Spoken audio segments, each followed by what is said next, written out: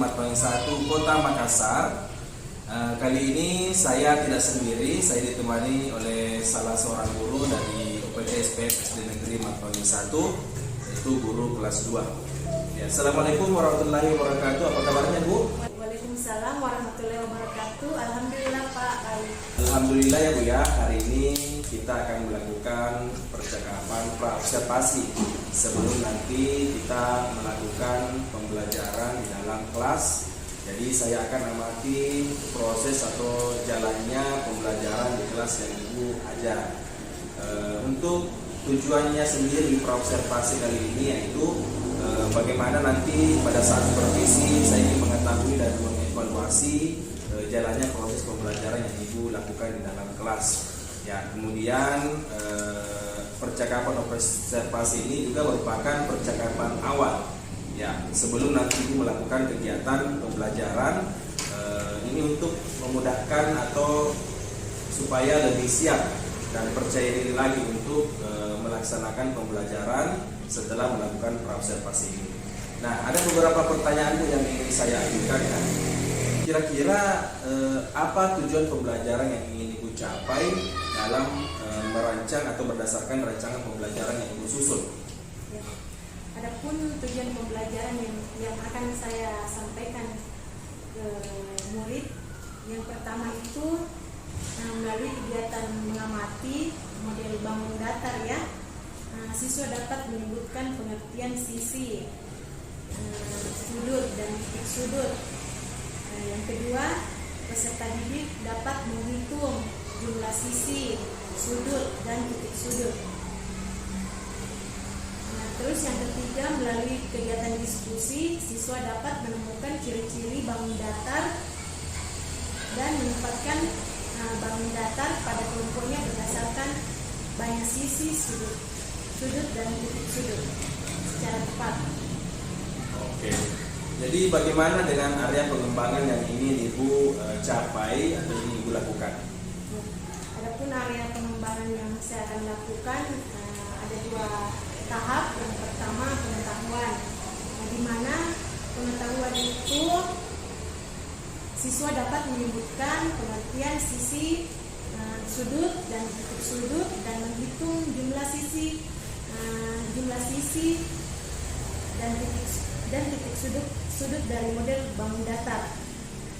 Terus dari segi area keterampilan, siswa dapat menyebutkan dan menemukan ciri-ciri bangun datar dengan menempatkan gambar bangun datar pada kelompoknya berdasarkan banyak sisinya, sudut dan titik sudutnya secara tepat. Ya, nah saya ingin mendengarkan bagaimana rancangan pembelajaran yang akan Ibu terapkan nanti ditinjau dari segi strategi pembelajarannya, kemudian model pembelajaran maupun dari metode pembelajaran yang Ibu lakukan nanti. Baik, untuk strategi yang saya akan gunakan nanti menayangkan video dan gambar. Kemudian saya akan melakukan pembagian kelompok sesuai dengan kemampuan, keterampilan dan keaktifan siswa. Dan untuk model pembelajaran yang saya gunakan yaitu model pembelajaran penemuan atau discovery learning. Metodenya mungkin saya menggunakan diskusi kelompok, tanya jawab dan juga penugasan. Ya, baik Bu. Jadi Ibu berdasarkan penjelasannya tadi, Ibu terapkan strategi pembelajaran yang nanti akan menayangkan video, kemudian ada gambar-gambar juga, dan terkait dengan model pembelajaran itu adalah model pembelajaran discovery learning. Kemudian juga metode yang digunakan adalah metode diskusi kelompok dan tanya jawab ya, Bu ya. Nah, kemudian bagaimana dengan media pembelajaran yang akan Ibu nanti pergunakan di dalam kelas untuk menghidupkan suasana kelas dengan menggunakan media tersebut? Untuk medianya sendiri saya menggunakan gambar dan menampilkan bangun datar dalam bentuk benda konkret atau benda-benda yang ada di dalam kelas. Kemudian membuat LKPD atau lembar kerja. Ya, baik Bu. Jadi kira-kira nanti Ibu ingin pelaksanaan kegiatannya ini di hari apa? Kemudian kelas 2 Bu ya tadi, dan jam berapa jam pembelajarannya? Ya, kegiatan pembelajaran nanti di hari Kamis, jam pertama Pak, jam 7.30. Kelas 2 Kelas 2A. 2A. Baik Bu, jadi saya akan datang ke kelas Ibu nantinya untuk melakukan supervisi kelas. Kemudian saya melihat dan mencatat hal apa saja yang akan Ibu lakukan di dalam kelas. Nanti setelah Ibu lakukan kegiatan observasi pembelajaran di dalam kelas, selanjutnya kita akan adakan percakapan yang terakhir ya Bu ya, yaitu namanya percakapan pasca observasi, yang nantinya ini akan didampingi juga oleh pengajar praktek. Ya seperti itu Bu. Nah sebelum kita akhiri percakapan ini, apa yang Ibu dapatkan dari hasil percakapan kita hari ini? Ya, saya mungkin mendapat gambaran bagaimana saya akan nantinya membuat media pembelajaran dan apa-apa saja yang saya akan siapkan pada saat proses pembelajaran yang akan diobservasikan. Ya, baik Bu, terima kasih banyak atas waktunya hari ini melakukan percakapan praobservasi, dan sampai ketemu pada saat kita nanti melakukan observasi di dalam kelas. Kemudian juga setelah itu kita akan melakukan pasca observasi. Ya, saya kira begitu Bu, cukup sekian. Assalamualaikum warahmatullahi wabarakatuh. Waalaikumsalam warahmatullahi wabarakatuh.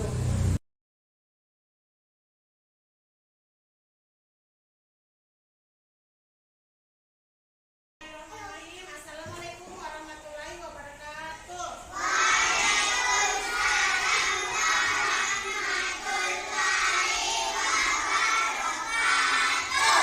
Bagaimana kabarnya hari ini anak-anak?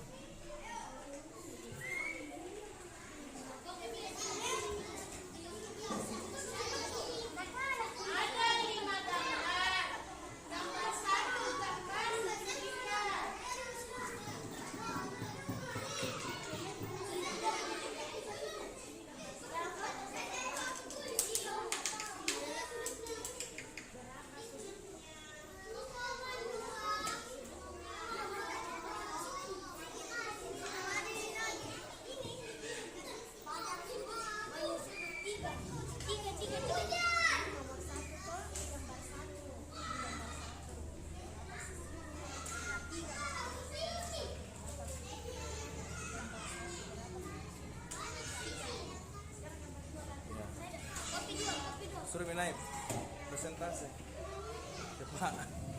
cepat selesai baru tutup.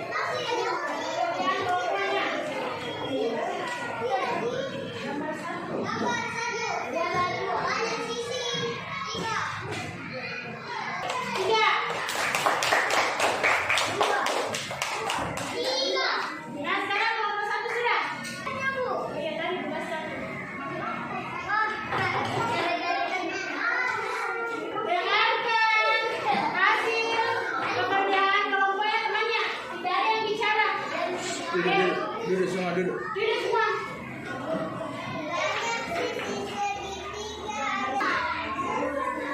Tepuk tangan dulu untuk temannya. Ya, alhamdulillah. Semua benar. Ya, kelompok 1 benar semua, kelompok 2 benar semua, kelompok 3 benar semua. Ada pertanyaan? Ada yang mau kasih pertanyaan? Ya? Ada tanggapan? Kenapa nak? Ya? Ya? Sudah jangan ada Ada tanggapan lain? Ada tanggapan yang lain? Tidak ada? Jadi semuanya sudah paham? Sudah mengerti? Ya? Alhamdulillah. Nah, kalau begitu semua kembali ke tempatnya masing-masing. Ayo.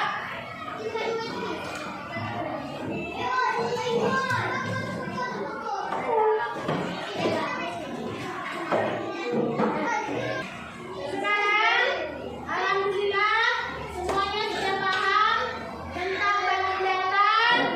Jadi, biasa kita melihat tadi gambar-gambar yang sudah ada di depan yang ditunjukkan. Biasa kita lihat dalam kehidupan sehari-hari.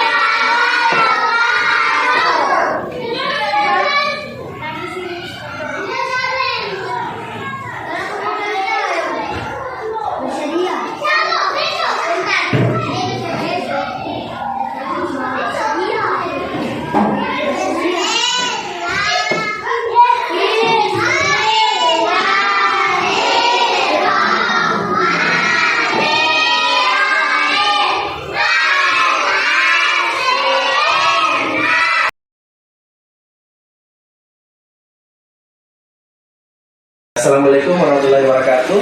Waalaikumsalam warahmatullahi wabarakatuh. Apa kabarnya Ibu Pepe? Alhamdulillah baik Pak Hasan. Ibu Erwin. Alhamdulillah baik Pak. Ya, sebagai guru yang saya observasi Bu ya. Jadi alhamdulillah saya ucapkan terima kasih atas kedatangan dari Ibu pengajar praktik, Ibu Astuti Rahman, kemudian ada Ibu Andi Arimaulia sebagai guru yang saya observasi. Jadi hari ini kita akan melakukan proses pasca observasi Bu ya. Jadi sebelumnya kan kita sudah melakukan yang namanya pra observasi. Kemudian berikutnya itu kita sudah melakukan juga observasi ya. Saya melakukan observasi dari Ibu sebagai guru yang memberikan atau pembelajaran di dalam kelas. Jadi setelah saya observasi. Ya baik, ada beberapa ini saya ingin tanyakan terkait dengan pembelajaran yang sudah Ibu lakukan. Bagaimana Bu? Apakah sudah siap untuk pasca observasi ini? Insyaallah siap Pak. Iya baik. Yang pertama ini saya tanyakan, kira-kira bagaimana perasaan Ibu ini setelah melakukan pembelajaran dalam kelas dan saya observasi pada saat itu? Ya, alhamdulillah setelah saya melakukan observasi di kelas tentunya saya senang ya Pak, meskipun di awal-awal itu saya grogi dengan berjalannya waktu dalam proses pembelajaran, alhamdulillah berjalan dengan lancar. Oh ya, jadi bahwa Ibu pada saat di observasi kemarin senang, tetapi ada sedikit groginya Bu ya, dan akhirnya saya lihat prosesnya itu berjalan dengan baik dan lancar Bu ya. Saya ingin tanyakan berkaitan dengan area pengembangan. Kira-kira apa yang sudah Ibu lakukan, sesuai dengan area pengembangan, langkah-langkah apa yang sudah Ibu lakukan pada saat pembelajaran tersebut? Langkah-langkah kegiatan pembelajaran itu alhamdulillah sesuai dengan tujuan pembelajaran yang saya susun, dan urutan pembelajarannya itu sudah tersusun dengan baik melalui metode maupun model pembelajaran sesuai dengan modul ajar. Selain itu juga ada peningkatan keterampilan sosial, dan area pengembangannya yakni ada pengetahuan dan keterampilan. Area pengembangan tadi berkaitan dengan area pengembangan pengetahuannya, kemudian keterampilannya. Ya, jadi di dalam proses pembelajaran itu memang saya lihat kalau kemarin saya observasi area pengembangannya itu berkaitan dengan bagaimana ini Bu ya, materinya tentang bangun datar ya. Ya, seperti apa anak-anak bisa mengetahui ciri-cirinya melalui video dan benda-benda konkret lainnya yang digunakan dalam kelas. Nah, sejauh mana area pengembangan yang Ibu lakukan, apakah menurut Ibu itu sudah berhasil atau belum? Pada area pengembangan dalam pembelajaran tersebut Pak, tentunya terdapat kekurangan atau hambatan dalam proses, namun secara umum sudah berjalan dengan baik dan sesuai dengan tujuan pembelajaran. Oh ya, jadi pembelajarannya itu pada intinya dan secara umum itu sudah berjalan dengan baik Bu ya. Namun memang tidak bisa dipungkiri di dalam pembelajaran itu ada kendala ya dalam prosesnya. Tetapi biasa itu mungkin hal yang wajar ya Bu ya. Pada saat pembelajaran itu tentunya pasti ada sesuatu kendala atau hambatan yang kita dapatkan. Nah, tidak selamanya berjalan dengan baik dan lancar. Begitu terkait dengan apa tadi yang Ibu sampaikan, menurut Ibu kekurangan atau kendala yang seperti apa yang Ibu hadapi itu dalam kelas? Adapun kendala yang saya hadapi dengan pembagian kelompok, ada siswa yang aktif dalam kelompok itu, ada juga siswa yang kurang terlibat langsung dalam kegiatan pembelajaran. Terus ada juga kelompok yang menguasai pembelajaran itu, sehingga teman-teman kelompok yang lain kurang antusias dalam kegiatan kelompok. Kemudian ada juga saat mengerjakan